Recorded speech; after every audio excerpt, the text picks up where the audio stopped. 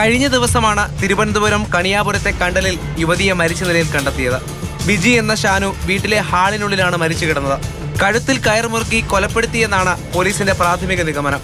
മരണത്തിന് ശേഷം ഷാനുവിനൊപ്പം താമസിച്ചിരുന്ന തമിഴ്നാട് സ്വദേശി ഒളിവിൽ പോയി. ആദ്യ ഭർത്താവിന്റെ മരണത്തിന് ശേഷമാണ് തമിഴ്നാട് സ്വദേശിയായ രംഗനുമായി യുവതി ഒന്നിച്ച് താമസിക്കാൻ തുടങ്ങിയത്. 2 പെൺകുട്ടികളാണുള്ളത്. ഒരു സ്കൂളിൽ പോയിരിക്കുകയായിരുന്നു. സ്കൂളിൽ പോകുന്ന സമയത്ത് അമ്മ ഉണ്ടായിരുന്നു. അമ്മയോടൊപ്പം തന്നെ അവരോടൊപ്പം കഴിയുന്ന ഒരു തമിഴ്നാട് സ്വദേശിയും കൂടെ ഉണ്ടെന്നാണ് കുട്ടികൾ മൊഴി പറയുന്നത്.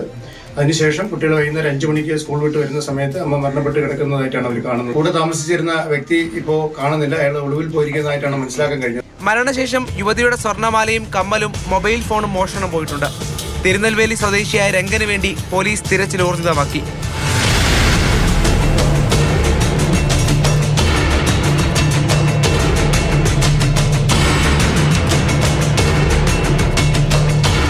മാതൃഭൂമി ന്യൂസ്, തിരുവനന്തപുരം.